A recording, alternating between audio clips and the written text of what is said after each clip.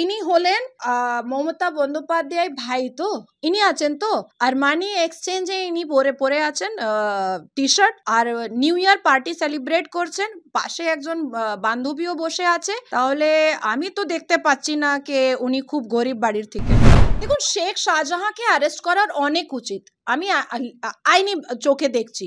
আর শুধু শেখ শাহজাহান কেন, অনেক জ্যোতিপ্রিয়া মল্লিক চামচরা যারা আছে তারা ব্যারাকপুরেও থাকে, তারা বাবলাতাল্লায়ও থাকে, তারা হালদিরামেও থাকে, যারা 10 টাকা স্ট্যাম্প পেপারে কোটি কোটি টাকা নিয়েছে। তো এমনি বসে বসে কারাও কাউকে কোটি কোটি টাকা কেন দেবে? আপনাকে কেউ দিয়েছে 10 টাকা, আমাকে কেউ দিয়েছে 10 টাকা, কেউ তো দিতে পারলো না।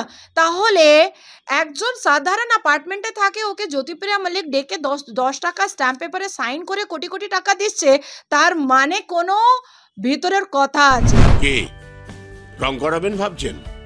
আমাদের টিম যাবে আপনার বাড়ি। 0 ডাউন পেমেন্ট ইএমআই তে হোম পেইন্টিং করুন আর পেয়ে যান 5 বছরের লিখিত ওয়ারেন্টি।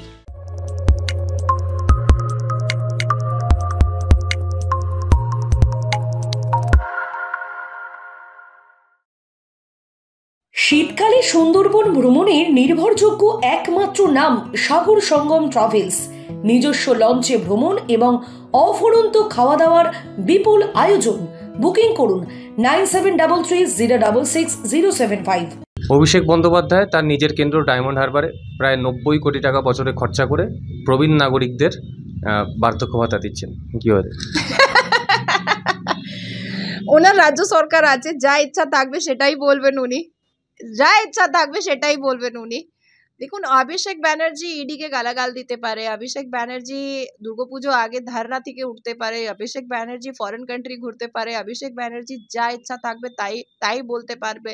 অভিষেক ব্যানার্জি এত বড় বিরাট 5 স্টার হোটেল মতন বাড়িতে থাকতে পারে, এসকেলেটর বাড়িতে থাকতে পারবে, ইটালিয়ান মার্বেল লাগাতে পারে।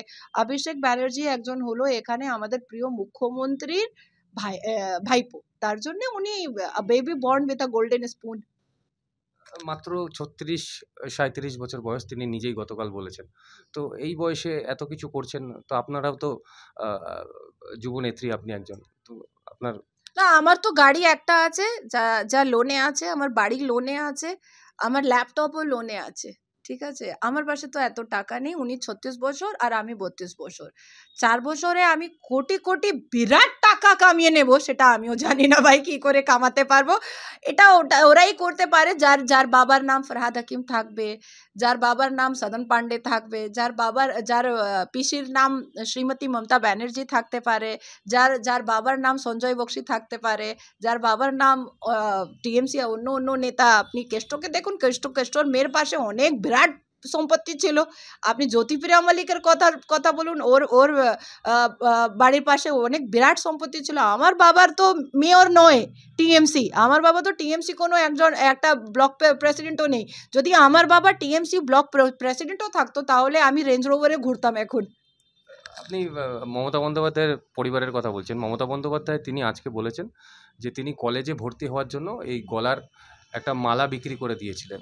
তো সেই রকম একটা পরিবার এরকম একটা অবস্থাপন্ন পজিশন থেকে এসছে, সেই পরিবারকে এইভাবে আক্রমণ করছে? না, সেই পরিবারকে তো আমি কোনোদিন আক্রমণ করব না। আমি নিজেরই খুব ছোট পরিবার থেকে আসি, আমার বাবা এখনও অনেক ছোট পরিবার, সবাই জানে। ইনি হলেন মমতা বন্দ্যোপাধ্যায় ভাই তো, ইনি আছেন তো আরমানি এক্সচেঞ্জে ইনি পরে আছেন টি শার্ট, আর নিউ ইয়ার পার্টি সেলিব্রেট করছেন, পাশে একজন বান্ধবীও বসে আছে। তাহলে আমি তো দেখতে পাচ্ছি না কে উনি খুব গরিব বাড়ির থেকে।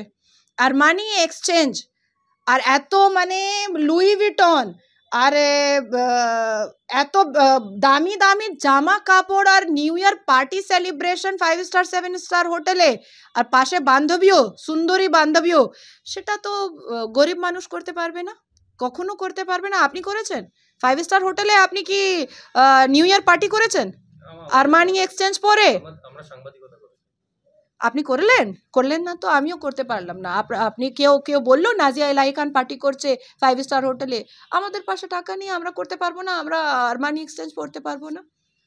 কেন্দ্রীয় তদন্তকারী সংস্থা তারা তদন্ত করতে গিয়ে আক্রান্ত হচ্ছেন, বিষয়টা কিভাবে দেখছেন? মিনি পাকিস্তান, যা আমাদের মাননীয় মেয়র বলেছিলেন, সবথেকে লাডলা নেতা, মমতা বন্দ্যোপাধ্যায় চোখে সবথেকে লাডলা নেতা, একজন আসলি মুসলমান এই বাঙ্গালের ভেতরে। তিনি বলেছিলেন কি এটা তো মিনি পাকিস্তান হয়ে গেছে, তার জন্য মিনি পাকিস্তান তো এটা হতেই পারে। মিনি পাকিস্তানে যদি বাঙ্গাল মিনি পাকিস্তান হয়ে গেছে তাহলে মৃত্যু, তাহলে আইন, এইসব তো সাধারণ কথা।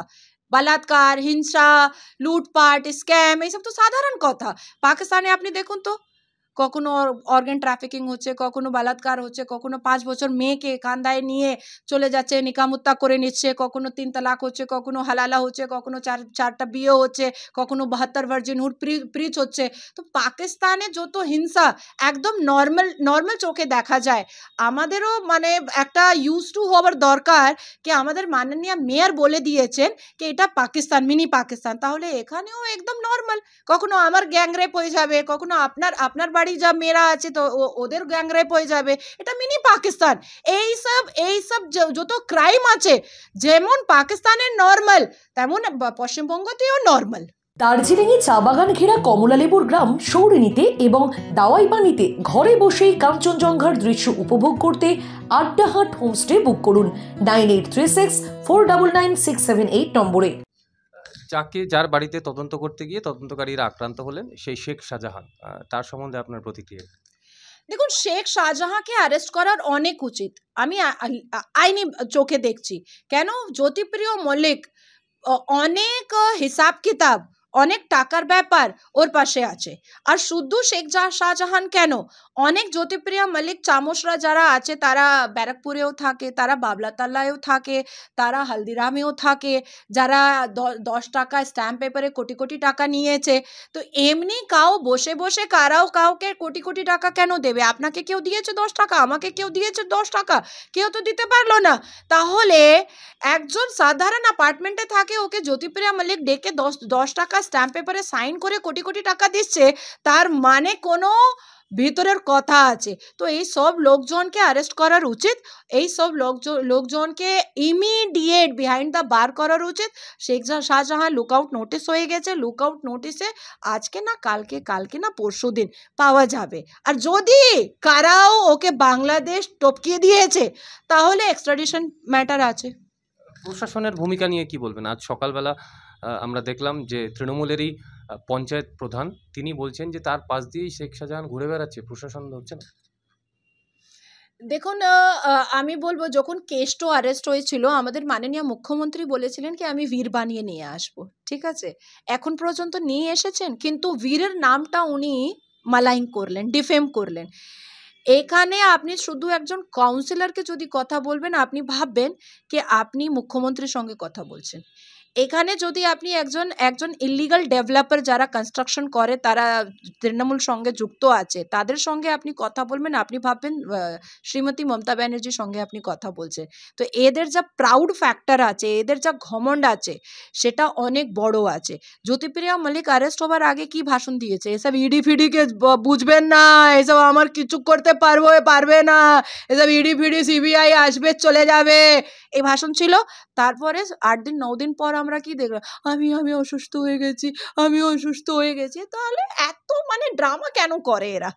ঠিক আছে, আমি তো ডিটেন হয়েছিলাম, আমি তো অ্যারেস্ট হয়েছিলাম, আমি তো কখনো বললাম না কি আমি অসুস্থ হয়ে গেছি। তাও আমি অ্যাস্তমা পেশেন্ট ছিলাম, আমার পিসিওডি ছিল। এটা তো জাজের অ্যাকসেপ্ট করেছিল। তাও আমি বললাম কি না, আমাকে হসপিটালাইজ করতে দেবেন না। আমি কেন হসপিটালাইজ হবো? আমি দাঁড়াতে পারবো, আমি বসতে পারবো, আমি জেলে যেতে পারবো। তো এই সব নাটক এসএসসি আপনার যা গভর্নমেন্ট হাসপাতাল আছে, কি নাম আছে, SSKM হসপিটাল, ওটা তো বাবার রিসর্ট হয়ে গেছে, বাবার রিসর্ট। একদম শেষ প্রশ্ন ম্যাডাম, কিছুদিন আগে আমরা দেখলাম যে লিপস অ্যান্ড বাউন্সের প্রায় 7.5 কোটির প্রভিশন অ্যাটাচমেন্ট হয়েছে, তারপর কালীঘাটের কাকুর ভয়েস স্যাম্পল টেস্ট নেওয়া হয়েছে। আর গত শুক্রবার আমরা দেখলাম যে ইডির আধিকারিকরা তারা তদন্ত করতে গিয়ে আক্রান্ত হয়েছেন।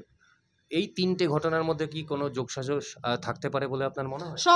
সবাই যত লিপস অ্যান্ড বাউন্স বলুন, SSC স্ক্যাম বলুন, টেট বলুন, এটা এক টেবলে বসে এই স্ট্র্যাটেজিটা সেট হয়েছে।